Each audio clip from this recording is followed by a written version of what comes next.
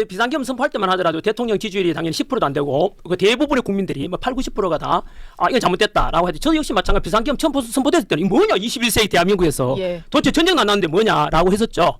그런데 그 뒤로 이제 한 50일간 지금 탄핵 정국을 보고 있잖아요. 그 속에서 이제 야당이나 이제 탄핵 소추했는 쪽에서는 이거 내란이다라고 했고 현재 내란 혐의로 수사를 받고 있고 현재 그 심리 중에 있지 않습니까? 그런데 그 50일간 뭘 받는가 하면 그때 이제 이 야당의 내란 무조건 내란이라고 선동하고 있다고 생각하는데 반대편에 이제 그 용산처 대통령 입장 들어오면 아니다 이거는 내가 왜 이렇게 했겠냐. 저도 그 일 알게 됐죠.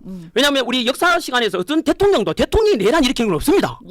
그래서 왜 그랬지 이제 천천히 알게 됐죠. 그리고 이쪽 입장에서는 이거는 그동안 어떤 야당에서 워낙 입법 폭주하고 행정 마비시키니까 도저히 운영할 수가 없다.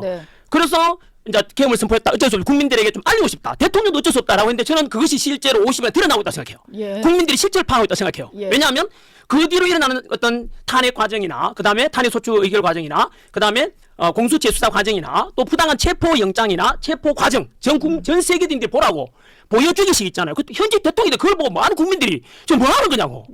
그리고 그 뒤로 이제 재판 과정에도 마찬가지로 서부지법에서 그 이상한 또 영장 발부 또 야당 대표는 불기소 기소했는데 불구속인데 현직 대통령은 증거인멸 이유로 구속 체포하라 구속 이러잖아요. 그런 걸 지켜보면서 그 와중에 또 무슨 일이 발생하느냐 또 헌재 지금 시간이잖아요. 헌재도 마찬가지 지금 너무 용이 많아요. 그러니까 국민들이 이제 알아버렸죠. 그동안 실시했던 것들이 탄핵 탄핵 폭주 29차례 그다음에 예산 삭감 이런 거들 이제 알아보니까 야 이건 아니다. 그 뒤로 야당이 생기는 행태가 저를 나오게 만들었죠. 뭐냐 카카오톡 금지한다 그러고 전 국민들 대상으로 이거는 표현의 자를 막는 것은 꼭 말만이 아니라 이것도 폭력 중에 하나예요. 이거는 민주주의 건강을 깨뜨리는 거죠. 그리고 전환길은 야당 민주당 한 말도 말 안 했는데 전환길이 선관위 비판했는데 민주당처럼 고발했어요. 이건 아니다.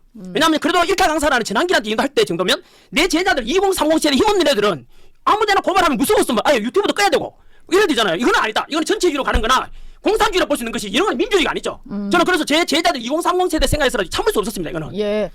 아이고 지금 뛰어오셨는데 또 첫 질문부터 쏟아내시느라고 숨을 좀 돌리시고 이런 말씀인 것 같네요.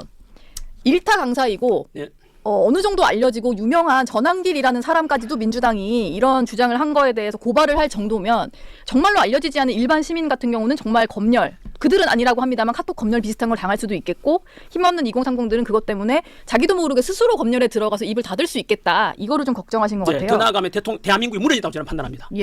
오히려 계엄 사태 이후에 민주당의 행태를 보고 나오실 수밖에 없었다. 이런 거군요. 아마 그 탄핵할 때는 10%밖에 안 되던 대통령 지지율이 지금 50% 넘었잖아요. 이런 거는 전 국민들도 알아버리죠.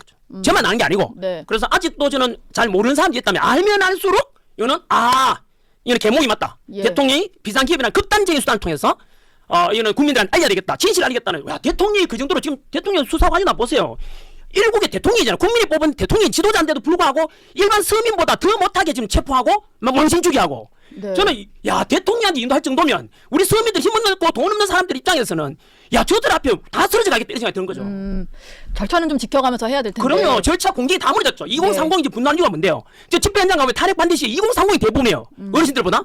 그들은 SNS를 통해서 진실을 다 파악하고 있어요. 그리고 그들은 공정이 무너지면 가장 싫어합니다. 그래서 언제나 뭐가 공정인지 진실을 알아가지고 지금 행동을 옮기고 있죠. 저는 좀 늦었지만은 제 제자들 위해서도 그리고 알리기 위해서도 저는 저라도 손해 보더라도 나와야 되겠다 이런 생각했죠. 근데 이건 하나 여쭤보고 싶습니다. 한국사 강사이시고 뭐 역사와 관련해서는 워낙 잘 아실 것 같은데 대통령이 민주당의 줄탄핵이라든지 뭐 입법에 있어서의 어떤 입법 폭주 이런 거를 좀 막고 그걸 좀 알리기 위해서 비상계엄이라는 수단을 썼다. 그리고 본인이 계획한 것은 연성계엄이었다 정도로 설명을 하고 있습니다.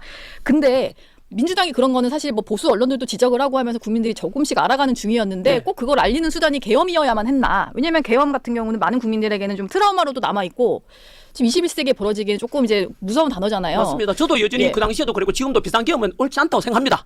분명히 그에 대해서는 대통령이 책임지고 있고 지금 재판받고 있지 않습니까? 저는 밝혀지겠지만 하지만 이제 이해는 하게 됐다는 거죠. 그 배경에 대해서는 이해를 하게 됐고 방식은 잘못됐지만 어쨌든 선생님이 생각하시기에는 민주당의 어떤 잘못됨이 좀 더 커 보이죠. 저는 그래 봅니다. 이제는 확실히 알아버렸습니다. 심지어 전환길까지도 고발하는 거 보고 얘들이 뭐하지 이거는 저는 이 이야기를 하고 또 분노해요. 저만 분노. 저는 2030을 대신해서 표출해주고 있다고 생각해요. 그 카톡 검열 거기에서 제일 많이 화가 나신 것 같아요. 그 집회 때 보면은 본인이 노사모 출신이시다 이 얘기도 네. 하셨고 여기 좀 앉자마자 또 채널A랑 TV조선 별로 안 좋아했었다. 뭐 권력에 좀 그쪽 가까운 것보다는 늘 약자 쪽에서 생각을 하셨다라고 했는데 노사모 출신이라고 하시니까 좀 기본적인 정치 성향은 진보 쪽에 가깝다라는 생각이 좀 들어서요. 네, 저는 네. 많은 국민들이 헷갈릴 거라 생각해요. 네. 현황기론 윤석열에 대해서 이제 탄핵 반대하는 집회가 가는데, 예. 임마 갑자기 또 노사모래. 네. 저는 이것에 대해서 한 번쯤은 생각해본다고 생각하거든요. 예. 왜냐면 그동안 우리 역사학에서 무조건 편가르기였어요. 이승만 찬양한다, 또는 잘했다 하면은 전만은 극우, 이승만 독재다 하면 극좌, 진보, 네. 이렇게 하잖아요. 예. 이 자체에 대한 편가르기는 그동안 우리가 30년 식민 지배 이후에 있었던 어떤 일제에 대한 잔재 이런 문제와 북한 공연이 섞여가지고 나타나는 하나의 프레임 시국이라고 봐요. 네. 이제 21세기가 되면은 이런 극단적인 역사 프레임 시국이라든가 세상 바람에 대해서 바뀌어도 생각해요. 저는 2030 세대들에게 부탁하고 싶어요. 네. 기존 우리 기성세대들이 만들어 놓은 이런 편가르식 역사 의식을 버리라고 이제 넘어서자고. 예. 예를 들어서 그 연장선은 저는 이승만 대통령도 마찬가지로 저는 한 번도 26년간 역사 강의하면서 한 번도 치우친 적이 없다고 생각해요. 네. EBS 방송 강의할 때도 그렇고 공영방송 아닙니까? 예. 언제나 균대에 가르쳐 왔거든요.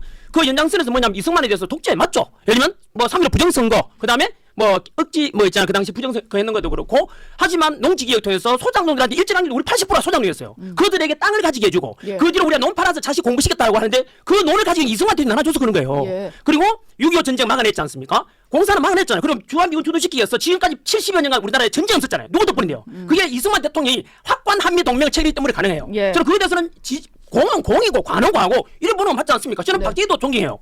그리고 민주화 운동 해왔던 DJ나 YS도 존경합니다. 그 네. 덕분에 우리나라가 민주화 됐지 않습니까? 많은 노력 기울였다 생각합니다. 네. 그 연장선에서 저는 노무현 대통령도 마찬가지로 저는 노사모 출신 이유가 저는 언제나 공정과 상식 이런 걸 좋아합니다. 노무현 대통령이 부르짖은 게 뭔데요?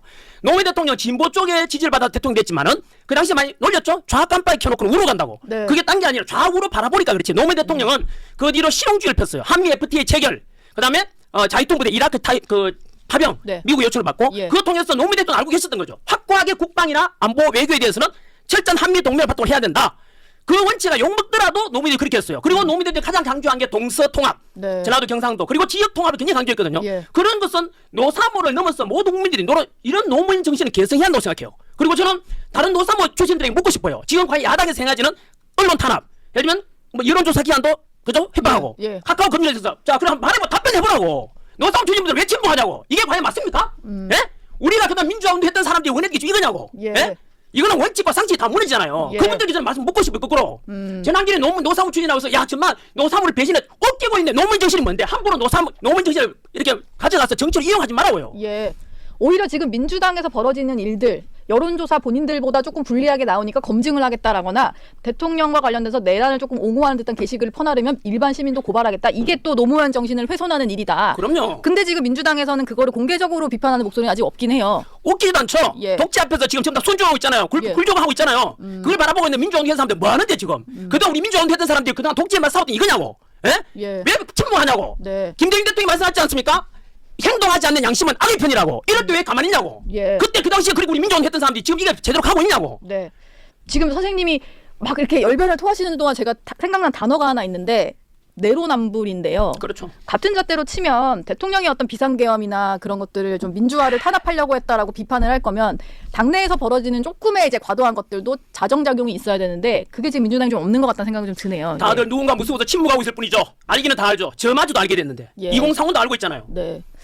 누군지는 말하지 않겠습니다. 예.